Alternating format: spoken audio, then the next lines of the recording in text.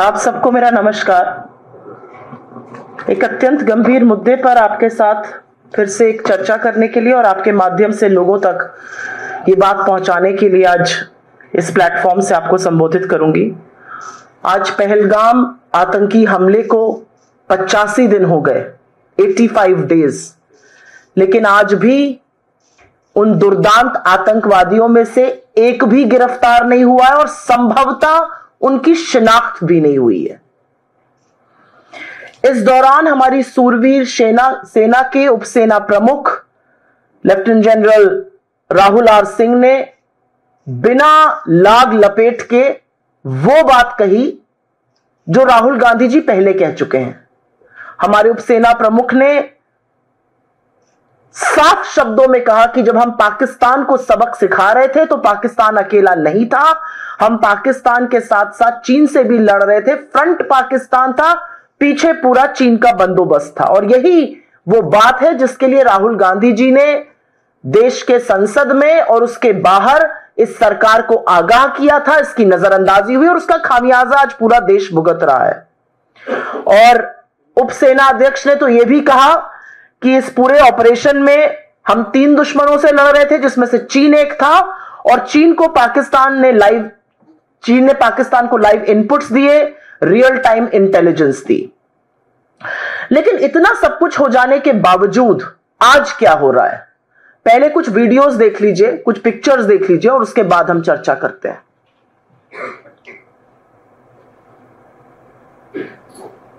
हो गए और ये कोई मामूली बात नहीं है, ये बहुत गहरी बात है, ये डेंजरस बात है, ठीक है।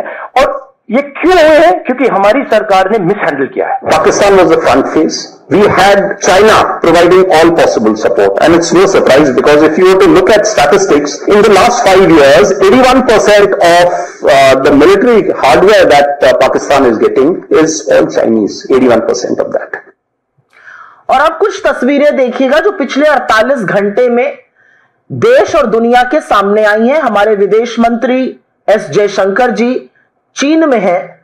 पहली तस्वीर और दूसरी तस्वीर उनके उपराष्ट्रपति और दूसरी तस्वीर चीन के राष्ट्रपति शी जिनपिंग के साथ की है। इसके बाद मैं चाहती हूं कि आप एक और तस्वीर देखिए। ये वो महिला है जो वीडियो ब्लॉगर थी, ट्रैवल ब्लॉगर हैं, इनका नाम ज्योति मल्होत्रा है। ये भारत के खिलाफ पाकिस्तान को जासूसी और सबूत दे रही थी। इनको गिरफ्तार किया गया है। ये पाकिस्तान हाई कमीशन में कुछ लोगों के बेहद करीब थी। काफी सारी तस्वीरें हैं। इन्होंने बॉर्डर क्रॉस करके पाकिस्तान की यात्रा भी की थी। और अब मैं आपको एक वीडियो दिखाना चाहती हूं जिसमें इन्होंने अपने आप को क्या बताया था, वो भी सुन लीजिए। हरियाणा बीजेपी नीचे यहाँ से अभी करेंगे भाई अपना इंडियन नीचे पासपोर्ट हाथ में और अपना चलेंगे। हाँ जी सर। Security Haryana BJP. ये महिला जब हिंदुस्तान का बॉर्डर, इंडिया का बॉर्डर क्रॉस करके जब ये पाकिस्तान में एंटर करती है तो ये अपने आप को हरियाणा बीजेपी का सदस्य बताती है। अब इसकी गिरफ्तारी हो चुकी है, आगे क्या हो रहा है अभी उसके बारे में हम जरूर चर्चा करेंगे। 2 और तस्वीरें हैं और वो देखनी जरूरी हैं। ये तस्वीरें तब की हैं जब वंदे भारत एक्सप्रेस के उद्घाटन में वो पहुंची थी और वहां पर उनकी मुरलीधरन जी जो तत्कालीन विदेश राज्य मंत्री थे, बीजेपी केरल अध्यक्ष के सुरेंद्रन जी के साथ काफी सारी तस्वीरें, उनको भी देख लीजिए।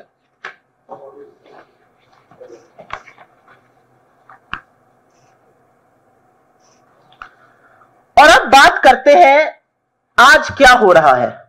आपने सुना हमारे उपसेना अध्यक्ष श्री राहुल आर सिंह ने कहा कि चीन पीछे से था, पाकिस्तान सिर्फ फ्रंट था। जब हम लड़ रहे थे तो हम चीन से लड़ाई कर रहे थे, पाकिस्तान सिर्फ फ्रंट था। चीन ने पाकिस्तान को 81% हथियार पिछले कुछ 5 वर्षों में दिए हैं। इसी बात की चेतावनी, इसी बात के लिए आगाह करने का काम राहुल गांधी जी ने किया था जब उन्होंने कहा था कि चीन और पाकिस्तान को मिलाना और उनका साथ आना हमारे लिए घातक रहेगा। सरकार ने इसकी नजरअंदाजी करी थी। तो जब सेना के उपाध्यक्ष ये कह रहे हैं कि चीन ने हमारे दुश्मन के साथ खड़े होने का काम किया, तो हमारे विदेश मंत्री ये क्या कर रहे हैं? ये तो लाल लाल लेजर आंखें दिखाने वाली रील बनाते हैं। ये लप्पो झप्पो क्यों कर रहे हैं चीन के साथ? शी जिनपिंग के साथ ऐसे हाथ मिला रहे हैं, उपराष्ट्रपति के साथ ऐसे हाथ मिला रहे हैं मानो कोई बिछड़े दोस्त मिल गए हो। बिल्कुल मूक, और तो और तारीफ कर रहे हैं। अब सुन लीजिए उन्होंने क्या कहा है।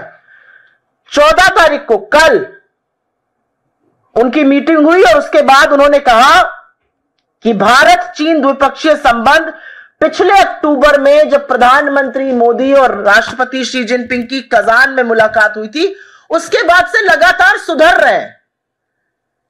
ये जयशंकर जी किस दुनिया में रहकर बात कर रहे हैं?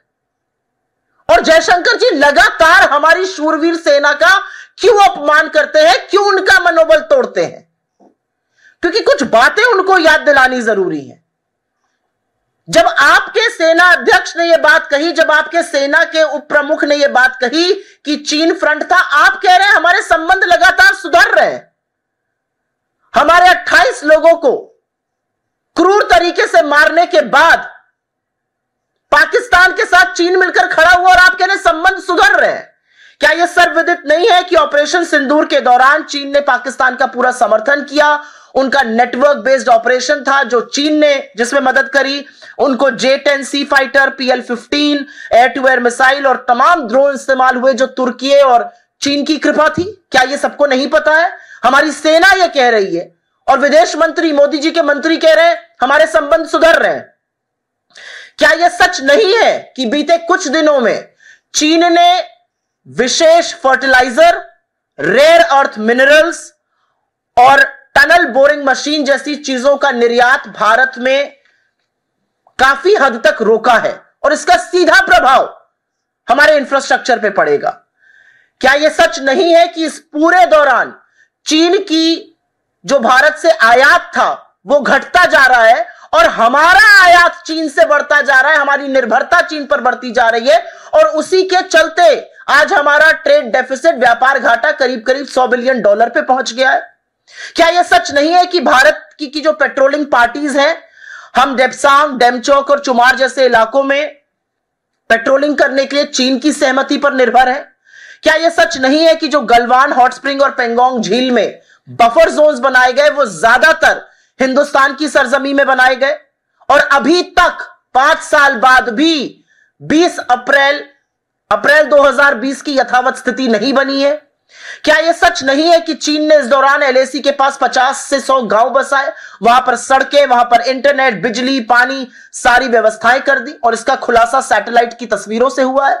क्या यह सच नहीं है कि चीन ने लगातार अरुणाचल की 30 जगहों के नाम बदले, हमारे मैप के साथ खिलवाड़ किया, हमारी भूभागीय अखंडता को ललकारा है? लेकिन हैरानी नहीं होती ना कि जयशंकर जी ऐसी बातें कर रहे हैं, क्योंकि यही जयशंकर जी तो 2 साल पहले एक इंटरव्यू में कह रहे थे हम छोटी अर्थव्यवस्था है, वो बड़ी अर्थव्यवस्था है, हम उनसे कैसे लड़ेंगे। और इनके आका मोदी जी, आप सबको याद होगा कैसे उन्होंने क्लीन चिट दी थी 19 जून 2020 को और कहा था कोई घुसा हुआ नहीं जिसका फायदा चीन आज तक उठा रहा है। मोदी जी का जो चीनी प्रेम है वो दुनिया जानती है। 30 बार वो मिल चुके हैं, महाबलीपुरम में शहनाई सुनते हैं, साबरमती के तट पे झूले झूलते हैं, अपना और उनका रिश्ता, शी जिनपिंग का रिश्ता बहुत पुराना बताते हैं, हुएन सांग से उसको जोड़ देते हैं। तो मोदी जी का चीनी प्रेम सबको पता है। लेकिन आज जब चीन हमारे दुश्मन देश के साथ खड़ा है तो उसकी चिरौरी करने की क्या जरूरत है? लाल आंख दिखाने की बात करते थे, कभी लाल शर्ट पहन के लल्लो झप्पो करने लगते हैं, कभी लाल कालीन बिछा देते हैं और अब ये हाथ मिला रहे हैं, मुस्कुरा रहे हैं मानो कुछ हुआ ही नहीं है। ये हो क्या रहा है? लेकिन इससे भी ज्यादा गंभीर एक और बात है कि जब चीनी प्रेम जताया जा रहा है, जब प्रधानमंत्री दुनिया भर में घूम घूम कर मेडल बटोर रहे हैं, उसका हिंदुस्तान को क्या फायदा हो रहा है यह हमें नहीं पता। वो 28 परिवार आज भी पूछ रहे हैं उनके शहीदों को उनको न्याय कब मिलेगा। वो पूछ रहे हैं कि वो दुर्दांत आतंकवादी कब चिन्हित किए जाएंगे, कब गिरफ्तार किए जाएंगे, कब उनकी नजीर बनाई जाएगी। वो पूछ रहे हैं कि जिस पाकिस्तान ने ये किया और जिसका साथ चीन ने दिया, आप लल्लो झप्पो गलबैया क्यों कर रहे हैं चीन के साथ? और इसी दौरान एक और सवाल उठता है कि दुर्दांत आतंकवादी 200 किलोमीटर हमारी सरहद के अंदर आते हैं, इनको सारे रास्ते पता है, ये सारी चीजें जानते हैं उसके इर्द गिर्द, और उसके बाद इस हमले के वो चुपचाप गायब हो जाते हैं, मानो जमीन निगल गई, आसमान खा गया, वो चले जाते हैं। उनको इस एरिया की इतनी जानकारी, उनको रूट्स, उनको मैप्स इतने अच्छे से कैसे पता है? और जिन देशद्रोहियों ने देश के खिलाफ जासूसी की, जिनको पकड़ा गया, उसके लिए सरकार ने क्या किया? और उनका बीजेपी से संबंध जग जाहिर है। इसी क्रम में मई 2025 में हिसार पुलिस ने यह महिला ब्लॉगर ज्योति मल्होत्रा को गिरफ्तार किया था। ये वही ब्लॉगर है जिनके चलते राष्ट्रीय सुरक्षा पर बड़ा खतरा मंडरा रहा है। ये वही ब्लॉगर है जो मीडिया रिपोर्टों से पता चलता है, और अभी मैंने आपको वीडियो दिखाया, वो अपने आप को हिसार बीजेपी का कह रही हैं, तमाम बीजेपी फंक्शन में शामिल होती हैं। ये वही महिला ब्लॉगर हैं जिनके पाकिस्तान हाई कमीशन में एहसान उर रहीम उर्फ दानिश से काफी अच्छे संबंध थे, वो उनका हैंडलर था। उन्हीं के चलते उन्होंने पाकिस्तान की यात्राएं करी और अन्य लोगों से भी संबंध बनाए रखा। कहा जाता है कि पाकिस्तानी एजेंट शाकिर का नाम और नंबर उन्होंने जाट रंधावा के नाम से सेव किया हुआ था, जिससे कि उसकी पहचान बच सके। असलियत यह है कि इस महिला को इनके हैंडलर्स ने, पाकिस्तान हाई कमीशन के लोगों ने तमाम बॉर्डर के उस पार लोगों से मिलवाया। इन्होंने क्या जानकारी दी? क्योंकि अब खबर यह भी है, रिपोर्ट्स के अनुसार खबर यह भी है कि जब ऑपरेशन सिंदूर चल रहा था लगातार 4 दिन तक, यह महिला ज्योति मल्होत्रा पाकिस्तानियों के टच में थी, अपने हैंडलर दानिश के टच में थी, जिसको 13 मई को भारत ने एस्पियोनाज के आरोप में देश से निकाल दिया था। और चौंकाने वाली बात यह है कि जब ये बॉर्डर क्रॉस करके जा रही हैं, जिसका आपने विवरण देखा, ये अपने आप को हरियाणा बीजेपी का सदस्य बता रही हैं। उनके सौजन्य से गई, उनकी सदस्य है, उनकी कितनी बड़ी कार्यकर्ता है, उनकी कितनी बड़ी समर्थक है, उसकी अभी हम कलई खोलने जा रहे हैं। ये बीजेपी के काफी सारे आधिकारिक कार्यक्रमों में शामिल होती हैं। वंदे भारत का इनॉग्रेशन था 2023 में केरल में, और इसमें ज्योति जी को भारतीय रेल ने आमंत्रित किया। इनकी तस्वीरें हैं, ये देख लीजिए। वे भी मुरलीधरन, जो तत्कालीन विदेश राज्य मंत्री थे, बीजेपी के अध्यक्ष, तमाम लोगों के साथ इनकी तस्वीरें हैं। सुरेंद्रन जी के साथ, ये बीजेपी के अध्यक्ष हैं जिनके साथ इनकी तस्वीरें हैं। तो सवाल यह है कि इन्होंने एक ही बार ऐसे कार्यक्रम नहीं अटेंड किए। ऐसे रेल मंत्रालय के कार्यक्रम, ऐसे इवेंट्स इन्होंने 5-5 बार अटेंड किए। तो क्या भारत सरकार बिना किसी को चिन्हित किए, बिना किसी का बैकग्राउंड चेक किए, इतने हाई प्रोफाइल इवेंट्स में बुला रही है जहां पर बीजेपी के अध्यक्ष बैठे हुए हैं, जहां पर बीजेपी के मंत्री बैठे हुए हैं? यह हो क्या रहा है? और हम क्यों ना माने कि जिस औरत ने जासूसी देश के खिलाफ करी, जिसने जासूसी पाकिस्तानियों के साथ मिलकर करी, जो बीजेपी से अपना संबंध बताती है, उसको बचाने का प्रयास किया जा रहा है। और यह पहली बार नहीं हुआ है। बीजेपी को तो आज सवाल का जवाब देना पड़ेगा कि कैसे अपने आप को यह बीजेपी का सदस्य बता रही है, लेकिन यह पहली बार नहीं हुआ है। यह सच है कि मध्य प्रदेश के बीजेपी आईटी सेल में काम करने वाला ध्रुव सक्सेना आईएसआई की मुखबिरी करते हुए पाया गया था। क्या यह सच नहीं है कि बीजेपी में तत्कालीन जम्मू कश्मीर के उप मुख्यमंत्री निर्मल सिंह ने बुरहान वानी की हत्या को दुर्घटना बताया था और फिर कॉम्पनसेशन देने की भी बात हुई थी? क्या यह सच नहीं है कि 2016 में पहली बार हिंदुस्तान में, हमारी सरजमी के अंदर, पाकिस्तान की नापाक आईएसआई को पठानकोट में आने की अनुमति दी गई, जबकि सारा किया धरा पाकिस्तान का था? क्या यह सच नहीं है कि अमित शाह ने आईएसआई की जांच पर संतुष्टि जताई थी, जबकि पाकिस्तान ने षड्यंत्र रचा था? क्या यह सच नहीं है कि मोदी जी 2015 में बिना बताए बिरयानी या सिवई खाने, राम जाने क्या करने, लपके हुए पाकिस्तान चले गए थे नवाज शरीफ के यहां, और उसके बाद आकर उरी होता है, उसके बाद आके पठानकोट होता है, उसके बाद पुलवामा होता है, तमाम चीजें होती हैं? क्या यह सच नहीं है कि पाकिस्तान बार बार सीज फायर का उल्लंघन करता है और मोदी जी के बड़े चहेते मंत्री वीके सिंह समेत काफी सारे लोग पाकिस्तान उच्चायोग, पाक आर्मी डे के सेलिब्रेशन में जाते हैं? क्या यह सच नहीं है कि बीजेपी के शासनकाल के दौरान जम्मू कश्मीर में आईएसआई के झंडे देखे गए थे?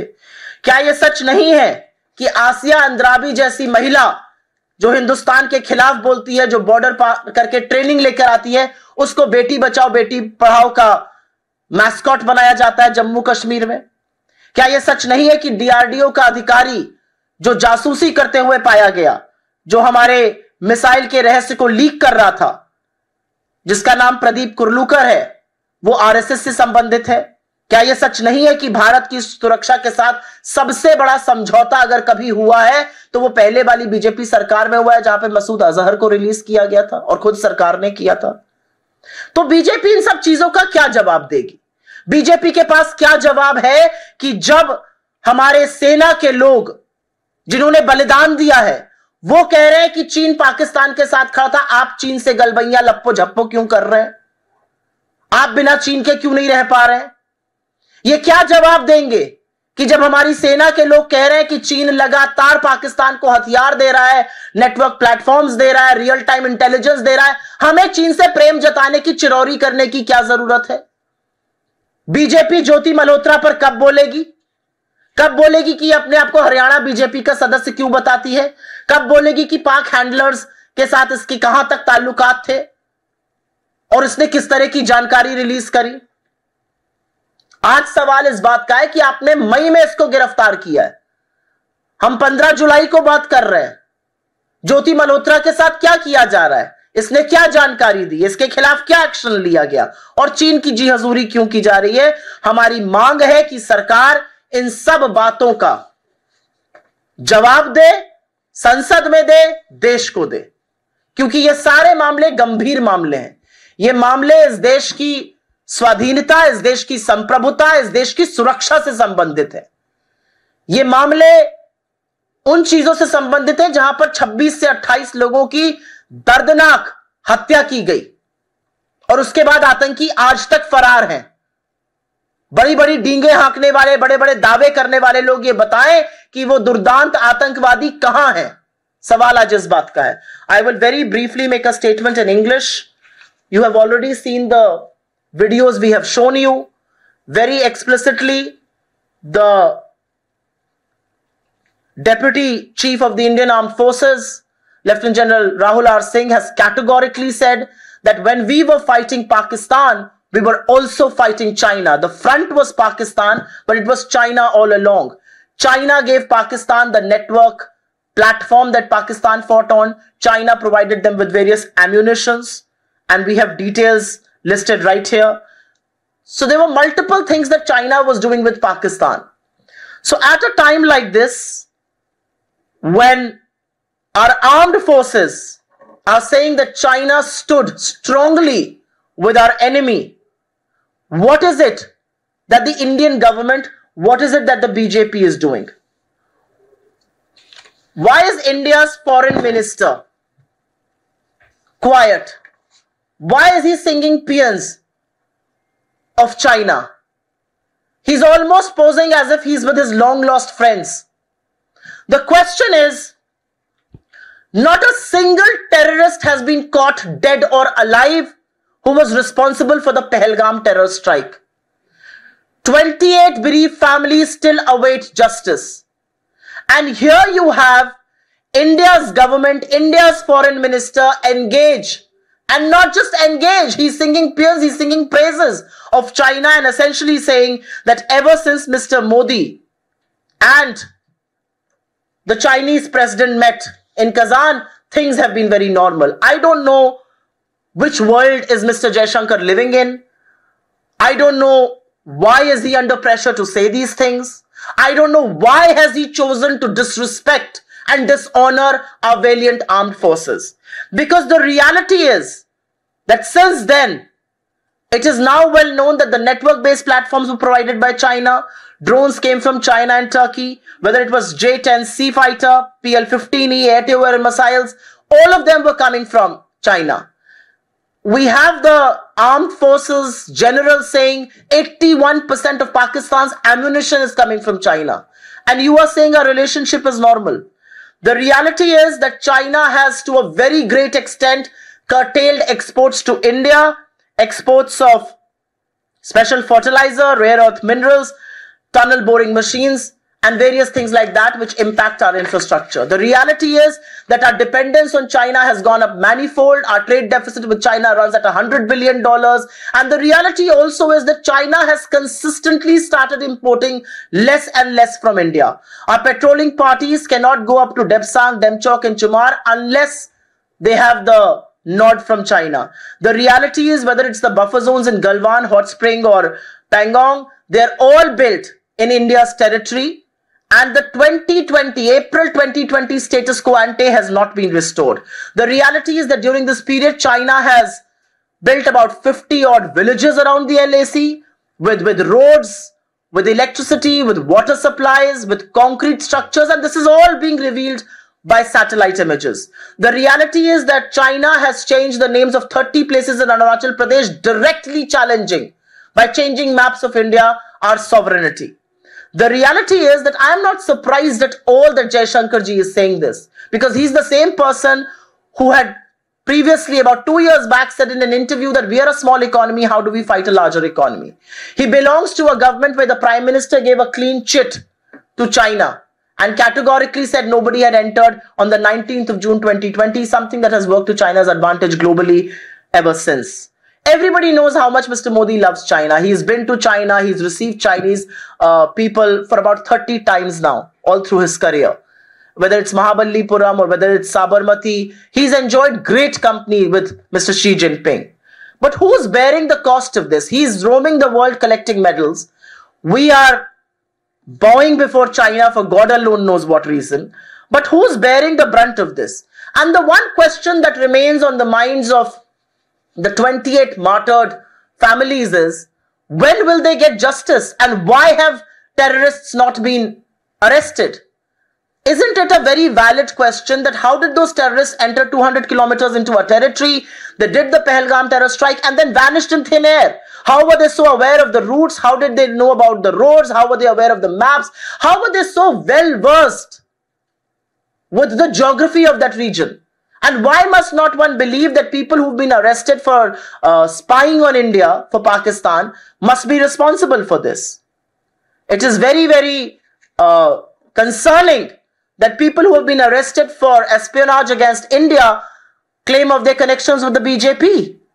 They have been shown in pictures with BJP leaders. They have claimed to be BJP members. Here is one woman, Jyoti Malhotra. She's a travel vlogger. And when she was crossing the India border to go to Pakistan, she claimed she was from Haryana BJP.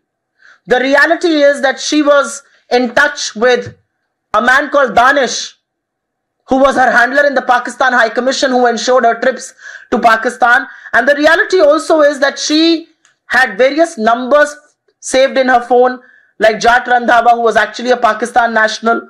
She had met several people during her trips to Pakistan, including Rana Shehbaz. And this man was eventually thrown out of India for spying against us, who was working in the Pakistan High Commission. But this is not alone.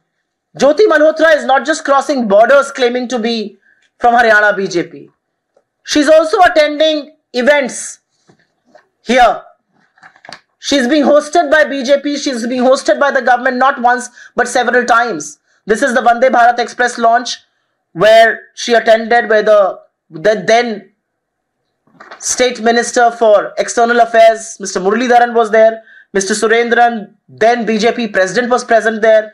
How does she have access to all these places? And not once but several times over. What is the BJP going to say on this? And this is not the first time that BJP's connection has come to light with people who plot and spy against India. Do we not remember what happened in Madhya Pradesh? Dhruv Saxena, working in the IT cell, was spying for the ISI.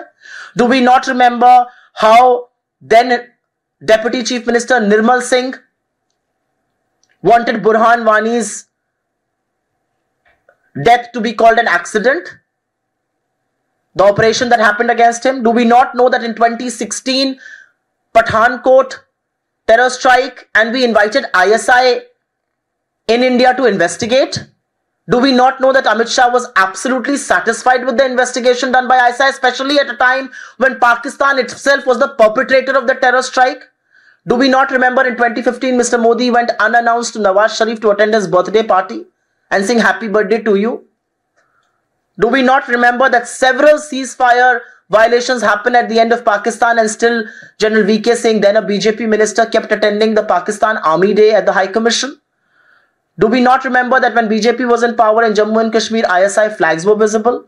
Do we not remember that BJP made Asia Andrabi, a known Pakistan sympathizer and an anti-India voice, as the face of its Beti Bachao, Beti Padhao campaign?